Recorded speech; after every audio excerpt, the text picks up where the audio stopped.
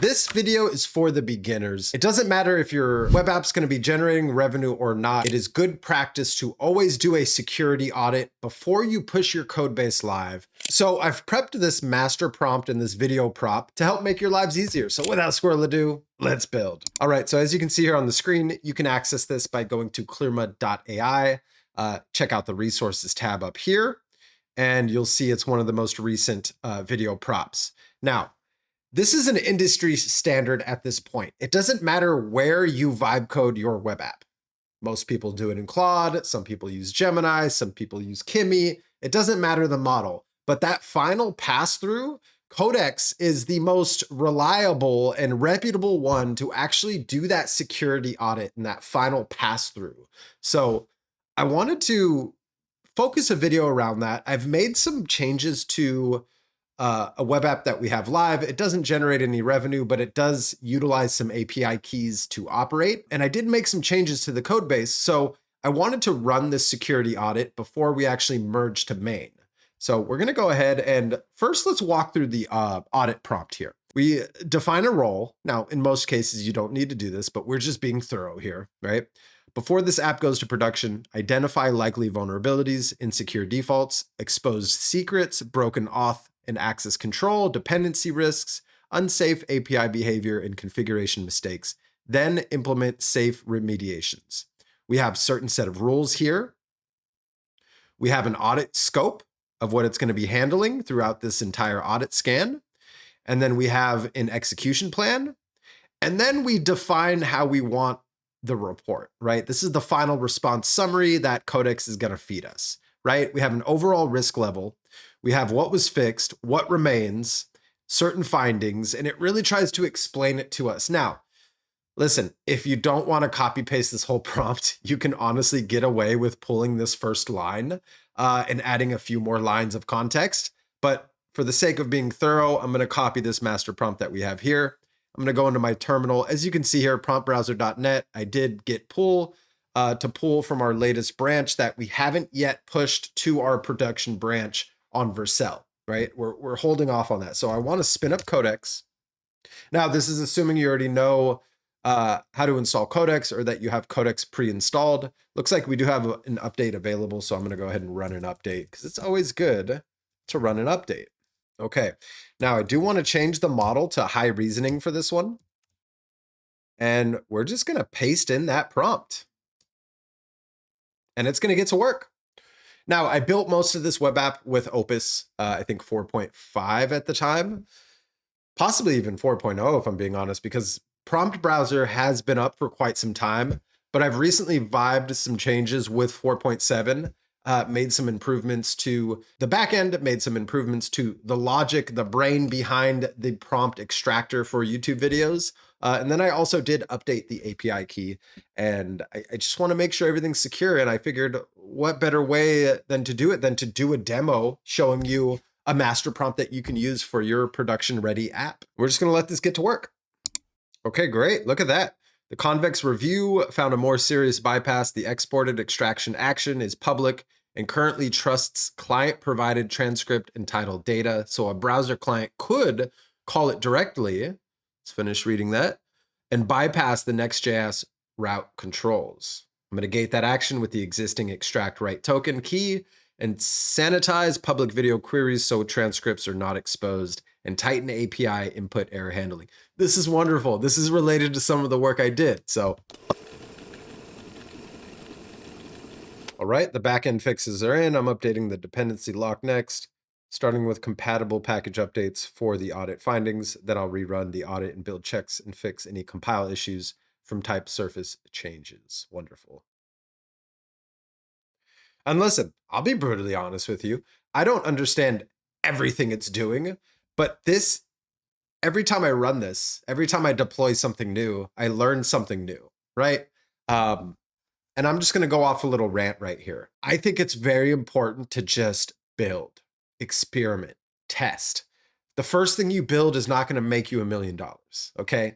But it's going to set in motion the skill sets that you need. You're going to ultimately learn through the process of what it takes to go from start to finish, from idea to prototype to production ready app. And that's the purpose of this video. That's the purpose of me handing off this master prompt, is so that you can run it against your code base, learn what it discovers, learn a little bit more about some of those vulnerabilities, learn a little bit more about how your app functions in a production environment, and just have a better understanding, right? So, okay, so we have our summary, we have the findings fixed, we have findings that need our attention, and then verification.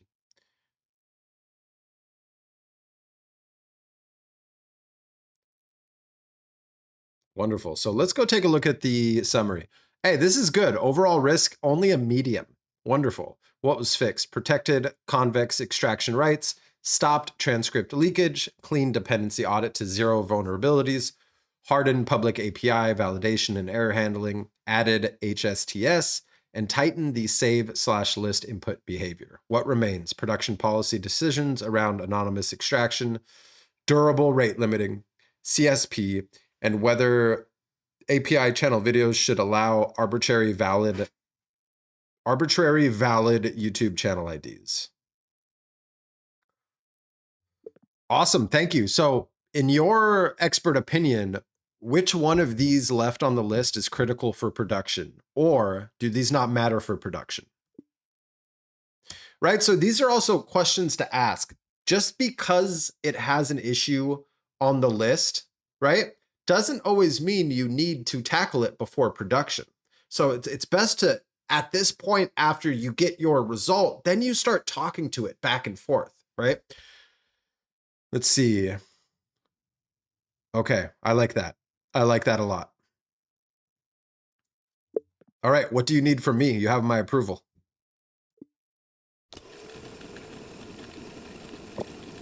So what changed? Added durable convex-backed abuse counters, guest daily extraction limit, IP hourly extraction limit, global daily, Gemini hour and daily budget limits. Wonderful. I love this.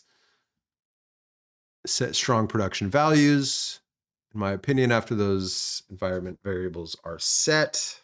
Okay. So this is where we're going to follow the instructions. Now, for the sake of this video, I'm going to blur the screen and we're going to fast forward through it.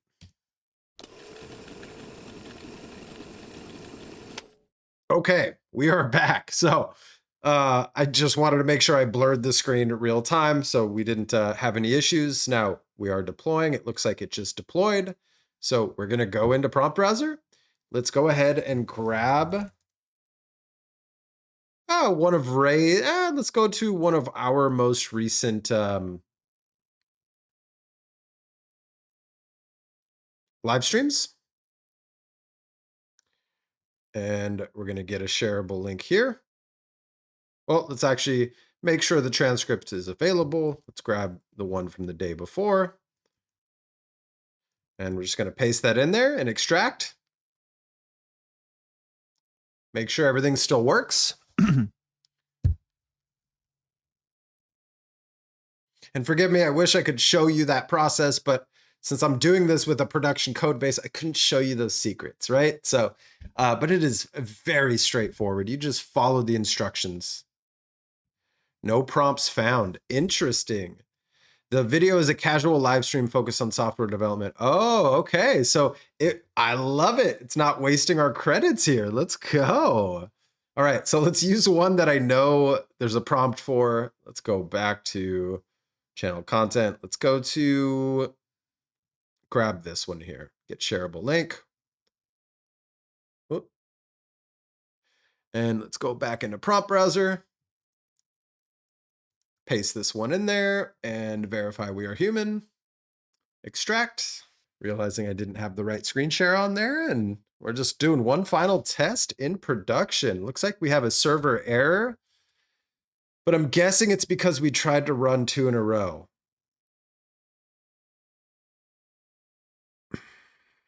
You're gonna have to blur everything on screen again. Damn it. Okay. All right, so I'm running into this error, but I believe it's because I tried running an extraction back to back. The first one didn't fail, it just didn't detect prompts. So I tried picking a different YouTube URL and I got this error. And listen, this is the reality of running audits like this. It's not going to be perfect. You're going to have to test it. And let's see what we discovered here. The one was not caused by back-to-back rate limiting. I checked the production convex logs for that request window. Gemini returned 503 unavailable. This model is currently experiencing high demand. Interesting. So that's Gemini's side and not our web app. That's awesome. That's good to know. So let's do a hard refresh there. Let's extract. And it looks like it is working now. Whew. That had me concerned. I thought that was the work that we did on the security audit. I'll be honest. Oh, golly. Looks like some of our added logic it's taking a little bit longer to extract, but with good reason. Interesting. Another server error, huh? All right, maybe.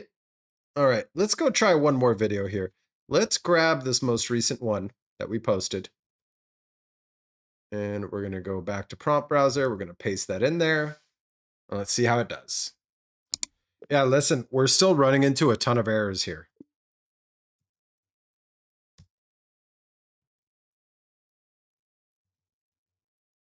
And what we're also going to do is screenshot this browser console, throw that into here. Why isn't that allowing me to copy paste? That is interesting. That's a first. Okay, looks like there was a mismatch. Interesting. So we also had to run npx convex deploy, which we discovered through some troubleshooting. And this is why I'm keeping this in the video. I don't want to try to sugarcoat that once we ran the security audit, everything started working flawlessly. Listen, the reality of running security audits on something that works is it might break something. That's the reality, right? In the effort to secure it. And I'm showing you the process that you have to take and the patience that you have to kind of just go back and forth, troubleshoot the issue. Don't freak out, right? Don't lose your calm, and just work with Codex to solve the problems. And I guarantee you by the end of this video, we're going to solve this problem. But you need to go into these security audits without rushing. You need to have patience, and you need to understand that something might break, but that's a part of the process. That's what it takes to secure things, right? Apparently, excuse me. Okay.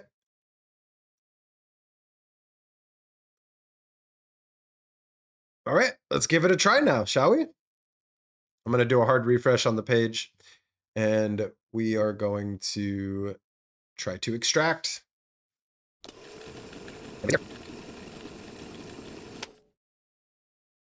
Voila. And it works. All right. Ooh, I love it. Look at all these prompts that it pulled. Wonderful. And all the functionality still works. It still links us to that YouTube video. Today, we're going to vibe. Wonderful. Listen, okay. I wanted to show you this entire process because I had a feeling it wasn't going to be easy, right? If you're watching this video, if you made it this far, you understand that things aren't easy, okay? If you did, you wouldn't have made it all the way through to the end of this video. I guarantee you. So yeah, listen, that's how easy it is to run a security audit with Codex on your code base, getting it ready for a production environment. You know, I did make significant changes to the logic, to the back end. We had to go through and troubleshoot those issues. Please, please, please, please, please, always back up anything you do before you run any security audit, because if you're unhappy with the result, you can always revert back. But when you're dealing with people's finances, when you're dealing with private information, when you're dealing with credit cards, you always want to run a security audit. You want to make sure your code base, your web app is secure, that it's sound, that nobody could exploit it, okay? So I hope you found some value in today's video. Now, I'm not an AI expert. I'm building in public and sharing what actually works. If you'd like to see me make a particular video around a specific topic, drop a comment below. Let me know who you are, what you do, who your target audience is, and what your question is, and I will add a video to my queue, custom tailored just for you. Thank you so much for tuning into today's video. My name is Marcelo. This is Clearmud, and clarity matters.